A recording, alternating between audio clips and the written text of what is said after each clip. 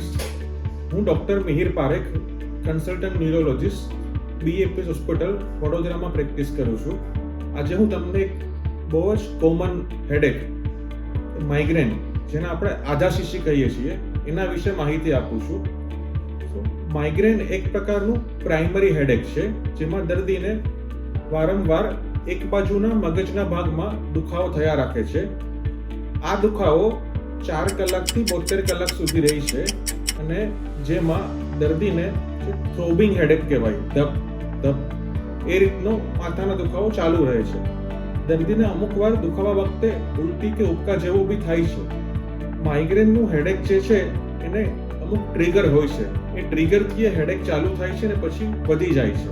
એના common trigger છે અવાજ વધારે, સ્મેલ, સ્ટ્રોંગ સ્મેલ છે, અથવા બ્રાઇટ લાઇટ, સ્લીપ બરાબર ના થવી, ખોરાક ટાઈમસર ના લેવો, વાતાવરણમાં સડનલી ચેન્જ થવો, અથવા વુમનમાં હોર્મોનના ચેન્જીસ થવા, અથવા અમુક પ્રકારનો ખોરાક છે, ચોકલેટ છે, કેફીનનું એક્સેસ પ્રમાણ કરવું, અથવા ફર્મેન્ટેડ ખોરાક છે, અથવા યીસ્ટ છે. સો આ ટ્રિગર્સના કારણે દર્દીનું હેડેક ચાલુ થાય છે અને તે પછી લાંબા સમય સુધી રહે છે. માઇગ્રેનનું નિદાન કઈ રીતે થાય છે? તો માઇગ્રેનનું નિદાન એ દર્દીની હિસ્ટ્રી અને દર્દીનું ન્યુરોલોજિસ્ટ દ્વારા ફિઝિકલ અને ન્યુરોલોજિકલ એક્ઝામિનેશન દ્વારા ચોક્કસ નિદાન થઈ શકે છે. માઇગ્રેનનું નિદાન ચોક્કસ હોય તો મોટાભાગના દર્દીને MRI કે CT સ્કેન કરવાની બી જરૂર પડતી નથી. નિદાન કરવું એટલે અનિવાર્ય છે કે ઘણા દર્દીને રોંગલી હેડેક સાઇનસના કારણે છે, હેડેક પેટના તકલીફના કારણે છે, અથવા આંખની તકલીફના કારણે છે, અથવા નેકના પેઇનના કારણે છે. તો આ રોંગલી લેબલ થાય છે અને દર્દીને માઇગ્રેનની ટ્રીટમેન્ટ ચાલુ કરવામાં ડિલે થાય છે. હવે દર્દીને માઇગ્રેનનું નિદાન થાય તો એની સારવાર કઈ રીતે કરવી જોઈએ? તો આ સારવારના 3 લેયર છે. સૌથી ફર્સ્ટ ઇમ્પોર્ટન્ટ પાર્ટ છે કે મસલ રિલેક્સન્ટ એક્સરસાઇઝ. આપણે મેડિટેશન છે, યોગા છે, and even 30 to 40 minutes walking છે. હવે અમેરિકન માઇગ્રેન ગાઈડલાઈન પ્રમાણે પ્રૂવન છે કે આનાથી હેડેકની ફ્રીક્વન્સી ઘણી ઓછી થઈ જાય છે. આ સિવાય એક મોસ્ટ ઇમ્પોર્ટન્ટ પાર્ટ છે કે માઇગ્રેનના જે ટ્રિગર્સ છે, જે મેં આપને જણાવ્યા છે, એને અવોઇડ કરવા જોઈએ.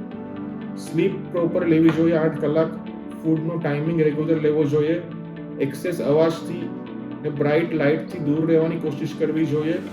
સો આ રીતે માઇગ્રેનના અટેકને પ્રિવેન્ટ કરી શકાય. આટલું કર્યા પછી બી અગર દર્દીને માઇગ્રેનનું હેડેક મહિનામાં 3-4 વારથી વધારે થાય છે, અથવા એક જ વાર થાય છે પણ એટલું સિવિયર થાય છે કે વ્યક્તિને વર્કમાંથી રજા લેવી પડે છે, તેવા દર્દીને અમુક દવાઓથી બી માઇગ્રેનનો કંટ્રોલ લાવી શકાય છે. માઇગ્રેનની દવાઓ 2 ટાઈપની હોય છે. એક દવા એવી હોય છે કે જે દર્દીને જ્યારે પેઇન ચાલુ થાય ત્યારે એક્યુટ અટેક જે માઇગ્રેનનો કહેવાય, તો એ અટેકને બંધ કરવા માટે આપણે પેઇન રિલીવિંગ મેડિકેશન આપી શકીએ છીએ. સેકન્ડ મેડિસિન, જેને પ્રિવેન્ટિવ મેડિસિન કહેવાય છે, એ મેડિસિનનો 3 to 6 મંથ્સનો કોર્સ કરવાનો હોય છે. એ કોર્સ કરવાથી માઇગ્રેનના હેડેકની સિવિયરિટી અને ફ્રીક્વન્સી બંને ધીરે ધીરે ઘણી ઓછી થઈ જાય છે. સો અંતે ટેક હોમ મેસેજ હું એ કહેવા માંગુ છું કે કોઈ બી દર્દીને હેડેક ચાલુ રહે તો માઇગ્રેનના સિમ્પટમ હોય તો એમને પોતાના ન્યુરોલોજિસ્ટને કન્સલ્ટ કરવું જોઈએ, જેનાથી એમનું હેડેક પ્રોપર નિદાન થઈ શકે અને યોગ્ય દવાઓથી પૂરેપૂરું કંટ્રોલમાં બી આવી શકે છે. Thank you.